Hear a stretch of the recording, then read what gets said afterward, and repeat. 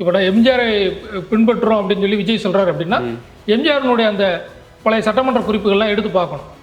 எப்படி நடந்துக்கிட்டாங்க. 5 நிமிஷம் பேசுனதுக்கே கொலத்தூரி இந்த ஆட்டம் ஆயிடுச்சு.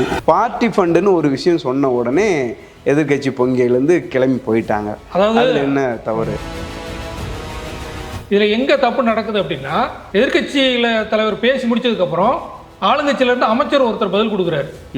மாண்புமிகு பள்ளிக் கல்வித்துறை அமைச்சர் பேசுங்க. டிவிகேல புதுசாக சேர்ந்தவங்க. அப்போ டிவிகேக்குன்னு அந்த விஜய் மக்கள் இயக்கத்திலேருந்து வந்திருப்பாங்கல்ல, அதில் யாரையுமே வந்து முன்னிலைப்படுத்தலை. அங்கே போய் நம்ம அப்பாவை காணும்னு குட்டி ஸ்டோரி சொல்கிறது, அதுக்கு பதிலாக ட்விட்டரில் வந்து கணவனை தேடும் மனைவி அப்படின்னு சொல்லி எதிர்கட்சி தலைவர் வந்து ட்விட் போடுறது. ஆனால் அந்த பர்த்டேக்கு வந்து 12 மணிக்கு கேக் வெட்டிட்டு இந்த ஃபோட்டோலாம் பார்த்துருப்போம். சார் வணக்கம்.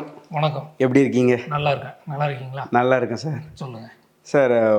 தாவேகா ஆட்சியோட முதல் சட்டப்பேரவை கூட்டத்தொடர் நம்ம வந்து ஆரம்பத்தில் ஒரு ஆரோக்கியமாக நடந்து பரபரப்பாக முடிஞ்சதுக்கப்புறமும் இன்னும் அதை பற்றின விவாதங்கள் பயங்கரமாக போயிட்டுருக்கேன் சார். அது முடிஞ்சிட்டு அப்படிம்பாங்கள்ல, அங்கே ஆரம்பிச்சு. அதாவது விஜய் அவர்களை வந்து நடிகராக பார்த்தாங்க மக்கள். இப்போ வந்து அவர் ஒரு முதலமைச்சர். அதனால் முதலமைச்சராக பார்க்கும்போது கட்சி கூட்டங்களில் எப்படி நடந்துக்கணும், சட்டசபையில் எப்படி நடந்துக்கணும் அப்படின்னு மற்ற கட்சி தலைவர்கள், கூட்டணியில் இருக்கக்கூடிய சண்முகம், வீரபாண்டியன், திருமாவளவன், இவங்கெல்லாம் கம்யூனிஸ்ட் கட்சி, விசிகே எல்லாம் கூட்டணியில் இருக்காங்க. இருந்தும் வந்து விஜய் மேலே வந்து விமர்சனம் வைக்கிறாங்க. முதலமைச்சர் வந்து இப்படி நடந்திருக்கலாம் அப்படின்னு. இது ஏன் சொல்கிறாங்க அப்படின்னா வந்து, இப்போ நம்ம மற்ற தலைவர்களை வந்து விட்டுலாம், ஆனால் சினிமாவில் இருந்து அரசியலுக்கு வந்தாங்கல்ல அப்படின்னு பார்த்தோம்னா எம்ஜிஆர், விஜயகாந்த், விஜய் அந்த வரிசையில் பார்த்தோம் அப்படின்னா, இப்போ எம்ஜிஆர் எல்லாம் வந்து திமுக ரொம்ப நாளாக இருந்தவர். மேடை நாடகம் போட்டு கட்சி நிகழ்ச்சிகள்லாம் கலந்துக்கிட்டு அந்த மாதிரி இருந்தவர். எம்ஜிஆர் வந்து கட்சி கூட்டத்தில் பேசுகிறது ஒரு மாதிரி இருக்கும், சட்டசபையில் பேசுகிறது ஒரு மாதிரி இருக்கும், சினிமாவில் பேசுகிற வசனங்கள் வேறு மாதிரி இருக்கும். இப்போ சினிமா வசனத்தை வந்து கட்சி கூட்டத்தில் பேசுனா வந்து கைதட்டல் கிடைக்குமே தவிர வந்து உங்களை தலைவராக ஏற்றுக்கிட மாட்டாங்க. அதை ரசிக்கிறதுக்கு தான் அது வந்து இதாக இருக்கும். நீங்கள் சட்டசபைக்கு போட்டோம்னா அங்கே இப்போ வந்து சட்டம் நிறைவேற்றக்கூடிய ஒரு இடம். அப்போ அங்கே வந்து அந்த டயலாக் எல்லாமே வேறு மாதிரி இருக்கும். ஏன்னா அது வந்து ஒரு அரசாங்கம், உங்களை நம்பி வந்து ஒரு 8 கோடி மக்கள் இருக்கிறாங்க. தமிழ்நாட்டுக்கே நீங்கள் தான் தலைவர். அப்படி இருக்கும்போது அங்கே எப்படி நடந்துக்கணும் அப்படிங்கிற விஷயம் இருக்குல்ல. இப்போ நான் எம்ஜிஆரை பின்பற்றுறோம் அப்படின்னு சொல்லி விஜய் சொல்கிறாரு அப்படின்னா எம்ஜிஆருடைய அந்த பழைய சட்டமன்ற குறிப்புகள்லாம் எடுத்து பார்க்கணும். எப்படி நடந்துக்கிட்டாங்க. இப்போ எம்ஜிஆருக்கும் கலைஞர் கருணாநிதிக்கும் கடுமையான மோதல்லாம் இருந்தது. அந்த மோதல் இருந்தப்போ கூட அவங்க சட்டசபையில் அவங்க 2 பேரும் எப்படி நடந்துக்கிட்டாங்க அப்படிங்கிற விஷயம் இருக்குல்ல, அதுதான் பெரிய விமர்சனமாக இன்னைக்கு வரைக்கும் போய்கிட்டு இருக்குது சார். அப்படி பார்த்தீங்கன்னா ஆரம்பத்தில் ஆளுநர் வந்து சரியாக பேசியிருந்தார், எந்த ஒரு எதிர்ப்புமே தெரிவிக்கலை. அது வந்து எல்லாருமே வரவேற்றாங்க. இது பழைய ஆட்சி முறை மாதிரி இல்லாமல் ஆளுநர் வந்து கொடுத்ததை வந்து வாசித்தார் அப்படின்னு சொல்லி நல்லா தான் பேசினாங்க. இவங்களும் வந்து அவங்களோட ஆரோக்கியமான திட்டங்கள் இது வரைக்கும் நாங்கள் என்ன பண்ணியிருக்கோம் அப்படின்னு சொல்லி பேசியிருக்காங்க. ஒரே ஒரு விஷயம், ஒரு முதலமைச்சர் வந்து ஒரு விஷயம் பேசியிருந்தார். பார்ட்டி ஃபண்டுன்னு ஒரு விஷயம் சொன்ன உடனே எதிர்கட்சி பொங்கியிலேருந்து கிளம்பி போயிட்டாங்க. அதாவது என்ன தவறு. முதலமைச்சர் உரை அப்படிங்கிறது எப்படின்னா, பொதுவாக வந்து ஆளுநர் உரை முடிஞ்ச உடனே எதிர்கட்சி எம்எல்ஏ வந்து அந்த விவாதத்தை வந்து தொடங்கி வைப்பாங்க. முடிச்சு வைக்கிறது முதலமைச்சர், ஆளுங்கட்சி சார்பில் முடிச்சு வைப்பார். இதில் என்ன நீங்கள் பார்த்தீங்க அப்படின்னா, எதிர்கட்சி தான் தொடங்கி வச்சாங்க. எதிர்கட்சி தலைவர் உதயநிதி முடிச்சு வைக்கணும், முடிக்கிறாரு. முடிச்சதுக்கப்புறம் முதலமைச்சர் வந்து பதில் உரை கொடுக்குறாரு. இதுதான் ஒரு நார்மலாக நடக்கக்கூடிய மரபு, மாண்பு சொல்கிறாங்கல்ல, அந்த இயல்பாக நடக்கக்கூடிய விஷயம். இதில் எங்கே தப்பு நடக்குது அப்படின்னா, எதிர்கட்சியில் தலைவர் பேசி முடிச்சதுக்கப்புறம் ஆளுங்கட்சியிலேருந்து அமைச்சர் ஒருத்தர் பதில் கொடுக்குறாரு. எதிர்கட்சி தலைவர் பேசி முடிக்கும்போது முடிஞ்சது, அவை முடிஞ்சது.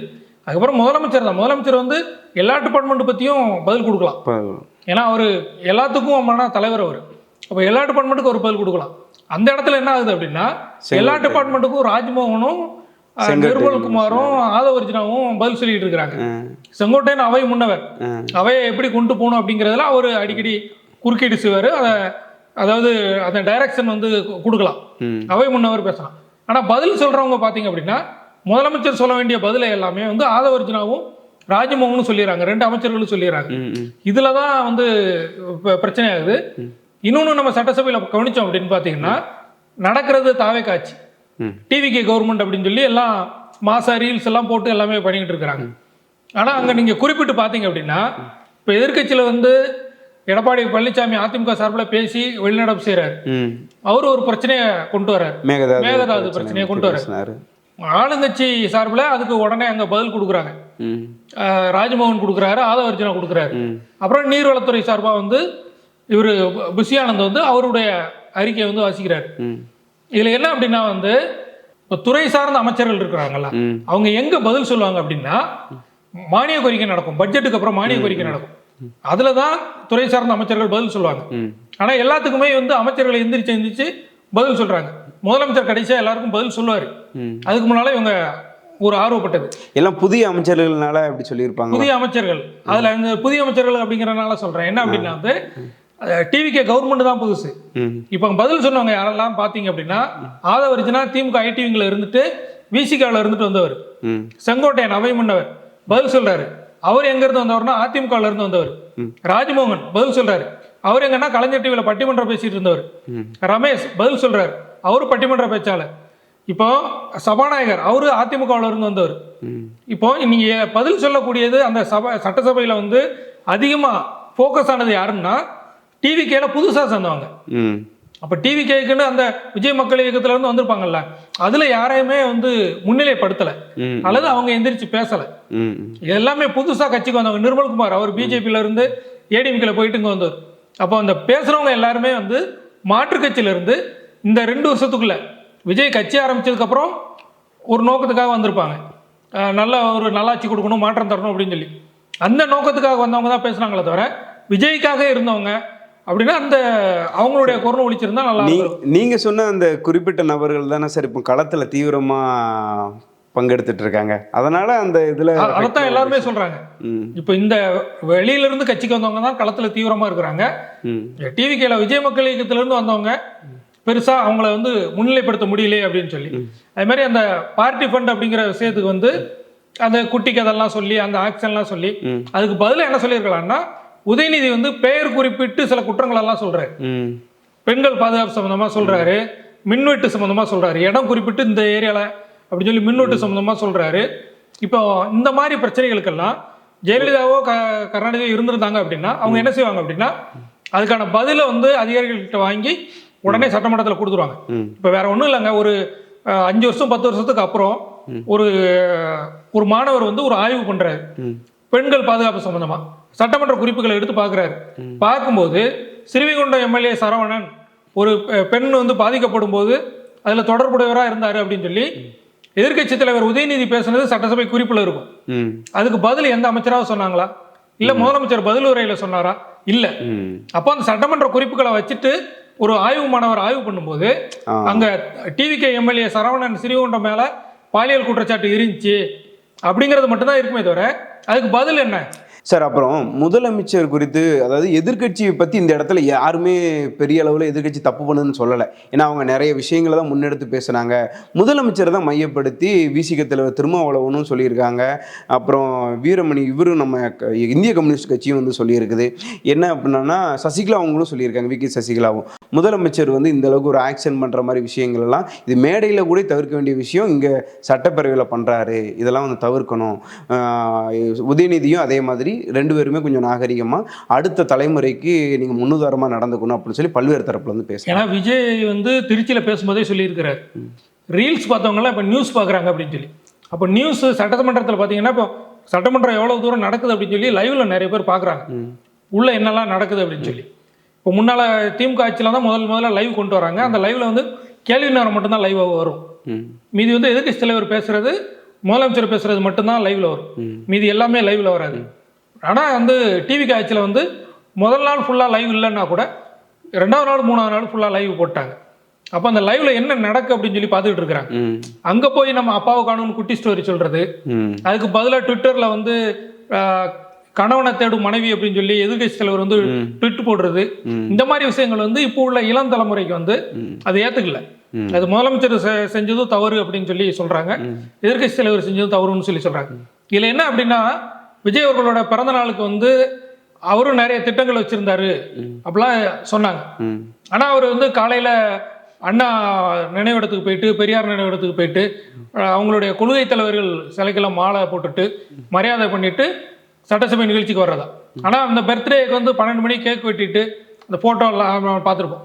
இந்த மாதிரி சில விஷயங்கள் நடக்கிறதுனால அரசியலில் வந்து அவர் முழுமையாக அங்கே பங்கேற்க முடியல. அப்புறம் இவங்க எதிர்க்கட்சி உறுப்பினர்கள் என்னெல்லாம் கேள்வி கேட்டாங்களோ அதுக்கு பதில் வந்து முதலமைச்சருடைய உரை வந்து பதில் உரை கிடையாது, பதில் அடியா இருந்திருக்கணும். அங்க ஒரு அதிரடி பதிலடியா இருந்திருக்கணும். ஆனா அவர் டயலாக்ல வந்து இருந்துச்சே தவிர அந்த கண்டென்ட் சொல்லுவாங்களா அந்த கருத்துக்கள் அப்படின்னு பார்க்கும்போது அதே விஷயத்த நாளைக்கு அவங்க வெளியில போய் பேசக்கூடாது, ஒரு பொது மேடையிலேயோ எங்கேயோ பேசக்கூடாது. அந்த மாதிரியான பதில் வந்து அங்க கொடுத்துருக்கணும். ஒருவேளை 30 நாள் 40 நாள் ஆன ஆட்சி அப்படிங்கிறதுனால இப்பதான் நாங்க ஸ்டார்டிங் பீரியட் அப்படிங்கிறதுனால பொதுவா வந்து நிறைய சொல்லிட்டு போயிருக்கிறாங்க. ஏன்னா இன்னும் வந்து அந்த IAS IPS மாற்றங்கள் இந்த மாதிரி விஷயங்கள் தான் நடந்துகிட்டே இருக்கிறத தவிர ஆக்ஷன்ல இன்னும் ஃபுல்லா இறங்கல. இறங்கும் போது ஒரு சிறப்பான சட்டமன்றமா நம்ம அடுத்து பார்க்கலாம். பட்ஜெட் கூட்டத்தொடர் வரும், மானிய கோரிக்கை சம்பந்தமா ஒவ்வொரு அமைச்சர்களும் பேசுவாங்க. 34 அமைச்சர்கள் 35 அவங்க எல்லாருமே பேசும்போது ஒவ்வொருத்தரை பத்தியும் நம்ம தெரிஞ்சுக்கிட முடியும். இவங்க கேள்விகளுக்கு பதில் வந்து நம்ம கிடைக்கும். இப்போ இன்னும் கூடுதல் பயிற்சி தாவேக்காவுக்கு தேவைப்படுது அப்படின்னு சொல்றீங்களா சார்? பயிற்சி அப்படிங்கிறத விட சபாநாயகர் வந்து முதல் நாள் கூட்டத்திலே சொன்னார், சட்டமன்றத்தில் வந்து லைப்ரரி இருக்குது, அந்த லைப்ரரியை வந்து முழுமையா பயன்படுத்துங்க அப்படின்னு சொல்லி. இதுக்கு முன்னால கூட்டத்தொடர் எப்படி நடந்தது, அதுல உறுப்பினர்கள் எப்படி எல்லாம் பேசியிருக்காங்க, அதுக்காக ஒரு கண்ணாடி அந்த இதெல்லாம் நம்ம மாதிரியா எடுத்துடக்கூடாது. அது வந்து அதே மாதிரி இவங்க ஜெயலலிதா இருக்கும்போது புகழ்ந்து பேசுறது, உதயநிதியை புகழ்ந்து பேசுறது, அந்த மாதிரி விஷயங்கள்லாம் தேவை கிடையாது. கருத்தியல் ரீதியாக எப்படி அவங்க வந்து மோதிக்கிட்டாங்க, மக்கள் பிரச்சனைக்கு எப்படி தீர்வு கண்டாங்க, ஒரு விஷயத்தை எப்படி தீர்மானமாக கொண்டு வந்தாங்க, சட்டமாக எப்படி நடைமுறைக்கு வந்தது, தொகுதி மக்களுக்கு எப்படியெல்லாம் போராடி சில விஷயங்கள் கொண்டு வந்தாங்க, வெளிநடப்பு அப்படிங்கிறது ஒரு போராட்டமாக இருக்கணும். அந்த மாதிரியான கோரிக்கைகளை வந்து நிறைவேற்றக்கூடிய இடமா வந்து சட்டசபை இருந்துச்சு அப்படின்னா ரொம்ப நல்லா இருக்கும். இப்போ தொடர்ந்து பார்க்கலாம் சார், அடுத்த கூட்டத்தொடரில் தாவேக்கா இன்னும் எப்படி சிறப்பான பதிலுரையை வழங்குவாங்க அப்படிங்கிறத நம்ம தொடர்ந்து பார்க்கலாம். உங்களுடைய தகவல்களுக்கு நன்றிங்க சார். நன்றிங்க.